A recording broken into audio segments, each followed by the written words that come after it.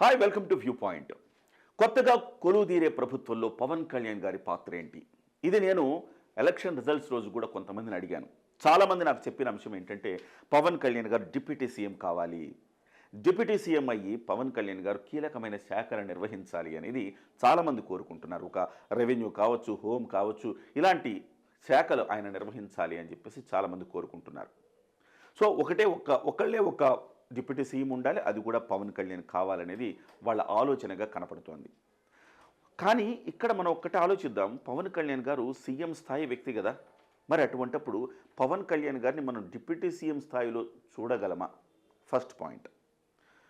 ఎందుకు అంటే డిప్యూటీ సీఎంకి ఎంత విలువ ఉన్నది అనేది ఇక్కడ మనం ఆలోచించాలి. తెలంగాణలోనేమో మల్లుభట్టి విక్రమార్క డిప్యూటీ సీఎం పాత్రలో ఉంటే ఆయనకి సముచితమైన స్థానమే ఉన్నది అక్కడ. డిప్యూటీ సీఎం అంటే ఆ స్థాయి హోదా ఆయన అనుభవిస్తున్నారు, ఆ స్థాయి పవర్ కూడా ఆయనకున్నది. కానీ ఆంధ్రప్రదేశ్లో మనం చూసాం, డిప్యూటీ సీఎం అంటే ఇజ్జత్ లేకుండా పోయింది. 5 మంది డిప్యూటీ సీఎంలను గతంలో చేశారు వైఎస్ఆర్సీపీ ప్రభుత్వంలో. మరి అసలు వాళ్ళెవరో మనకు ఎవరికైనా గుర్తుందా? అసలు కనీసం వాళ్ళు డిప్యూటీ సీఎంగా ఏ రోజైనా ఒక ప్రెస్ ముందుకు రాగలిగారా? సో పప్పెట్లు అనమాట. అలాంటి డిప్యూటీ సీఎంలను చూసిన ఈ కళ్ళతోటి పవన్ కళ్యాణ్ గారిని డిప్యూటీ సీఎంగా చూడగలమా అనేది చాలామంది ప్రశ్న. మరి అయితే ఏం చేయాలి? అటు డిప్యూటీ సీఎంగా మనం చూడలేం సీఎం స్థాయి వ్యక్తిని, మరి అదే సమయంలో ఇటు మంత్రిగా కూడా లేకుండా చూడలేమంటే నా దగ్గర ఒక కొత్త ప్రతిపాదన ఉంది. నేనైతే ఏమనుకుంటున్నానంటే, పవన్ కళ్యాణ్ గారు శాసనసభాపక్ష నేతగా ఎలాగూ ఉంటారు.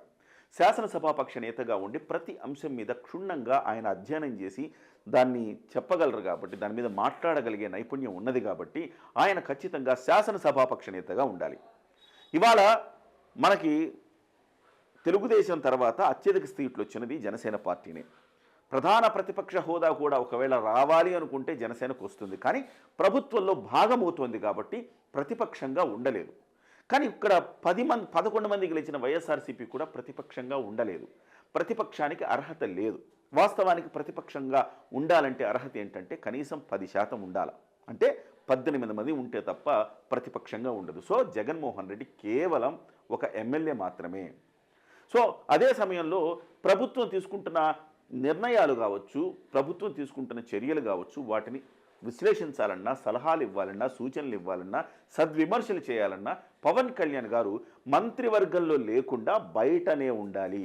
ఎలాగో పవన్ కళ్యాణ్ గారు అధికారంలో భాగస్వామి అవుతున్నారు కాబట్టి ఆయన పార్టీ నుంచి ఒక నలుగురు నుంచి 5 మంత్రులుగా ఉండబోతున్నారన్నది మనకు వస్తున్న సమాచారం. అదే సమయంలో కేంద్ర ప్రభుత్వంలో కూడా భాగం కాబోతున్నారు. ఈ 2 ఎంపీల్లో ఒకళ్ళకి కేంద్ర మంత్రి పదవి రాబోతోంది, అది కూడా బాలశౌరి కాబోతున్నారు అనే వార్తలు కూడా చక్కర్లు కొడుతున్నాయి. ఈ నేపథ్యంలో పవన్ కళ్యాణ్ గారు మంత్రి పదవులు తీసుకోకుండా తన మనుషులకు మంత్రి పదవులు ఇప్పించుకుని ఆయన శాసనసభాపక్ష నేతగా ఉండాలి. First thing.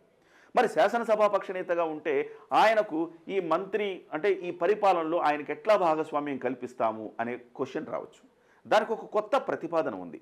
ఈ ప్రతిపాదన మీకు నచ్చినట్టయితే మీరు కామెంట్ చేయండి, లైక్ చేయండి, షేర్ చేయండి. లేదు ఈ ప్రతిపాదన మీకు నచ్చకపోయినా కూడా మీ ప్రత్యామ్నాయ ప్రతిపాదన కూడా ఏంటుందో ఒకసారి కామెంట్ చేయండి. సో ఇప్పుడు నేను ఈ బోర్డులో ఒకసారి చూద్దాము. సో దేశానికైతే ఎన్డీఏకి కన్వీనర్ ఉంటారుగా. సో ఇవాళ అంటే ఢిల్లీలో పవన్ కళ్యాణ్ గారు అలాగే చంద్రబాబు గారు మోదీని కలిశారు. ఎన్డీఏ పక్షాలని కలిసినప్పుడు నరేంద్ర మోదీ గారు చంద్రబాబుకి అత్యంత ప్రాధాన్యతనిచ్చినట్టుగా ఆ ఫోటోలో మనకు కనపడుతోంది. పక్కనే నిలబెట్టుకున్నారు. సో రెండో అతిపెద్ద పార్టీగా ఉంది. బీజేపీ 240 దాకా వస్తే ఇక్కడ తెలుగుదేశం పార్టీకి 16 స్థానాలు వచ్చాయి. సో కీలకమైన భాగస్వామిగా కాబోతోంది. మరి అటువంటప్పుడు ఎన్డీఏ కన్వీనర్గా కూడా చంద్రబాబుని చేస్తారన్న వార్తలు అయితే ప్రచారంలో ఉన్నాయి. ఈ నేపథ్యంలో మరి అక్కడ ఎన్డీఏ ప్రభుత్వానికి ఒక కన్వీనర్ ఉన్నప్పుడు ఇక్కడ కూడా కొలువు తీరేది ఎన్డీఏ ప్రభుత్వమే కదా. మరి ఇక్కడ కూడా ఒక కన్వీనర్ అవసరం ఉంది కదా. మరి ఆ కన్వీనరే పవన్ కళ్యాణ్ గారు అయితే బాగుంటుంది అనేది నాకు వచ్చిన ఆలోచన. సో ఏపీకి ఎన్డీఏ ఏపీ కన్వీనర్గా పవన్ కళ్యాణ్ గారు కాబోతారు.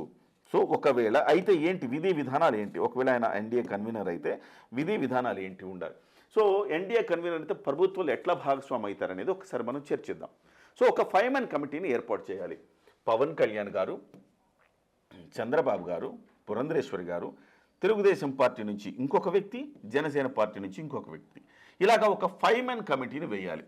ఈ 5 మెన్ కమిటీని వేసిన తర్వాత ఏ నిర్ణయం అయితే చంద్రబాబు గారు తీసుకునే ప్రతి నిర్ణయం కీలకమైన నిర్ణయం, అది ప్రభుత్వానికి సంబంధించిన పథకాలు కావచ్చు, కొత్త అభివృద్ధి నమూనా కావచ్చు, అభివృద్ధి కార్యక్రమం కావచ్చు, లేకపోతే ఇతర చర్చలు కావచ్చు, వీటన్నింటిని కూడా క్యాబినెట్లో నిర్ణయించి తర్వాత ఇంప్లిమెంటేషన్కి వెళ్తాయి.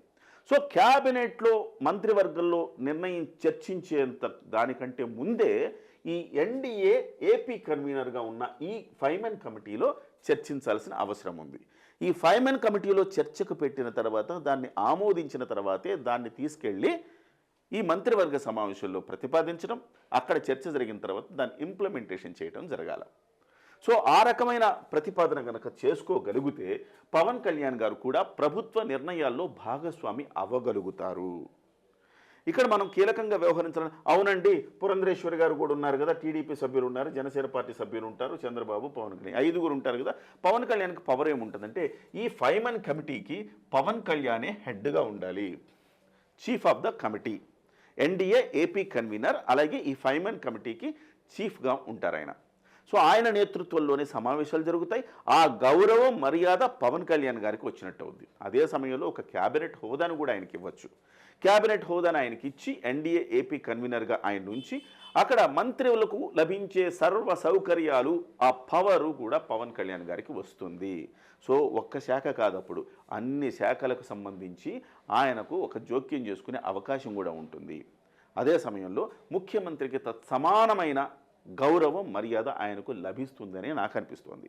సో ఎన్డీఏ ఏపీ కన్వీనర్గా పవన్ కళ్యాణ్ గారిని చేయటం, ఒక ఫైమెన్ కమిటీ, ఈ ఎన్డీఏ ఏపీ కన్వీనర్ నేతృత్వంలో ఒక ఫైమెన్ కమిటీని వేసి ఆ ఫైమెన్ కమిటీలో చర్చించి నిర్ణయాలు తీసుకుంటే ఖచ్చితంగా పవన్ కళ్యాణ్ గారు ప్రభుత్వ నిర్ణయాల్లో కీలకమైన భాగస్వామి అవుతారు.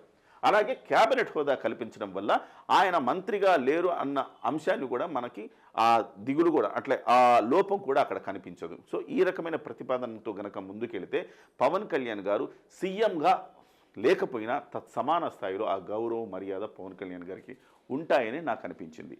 ఈ నా యొక్క ఆలోచనతో మీరు ఏకీభవిస్తే దయచేసి కామెంట్ చేయండి, లైక్ చేయండి, షేర్ చేయండి. ఒకవేళ నా ఆలోచనకి భిన్నంగా మీరున్నప్పటికీ కూడా మీ ప్రతిపాదన ఏంటి, మీరేమనుకుంటున్నారనేది కూడా మీ కామెంట్లో తెలియజేయండి. నమస్తే.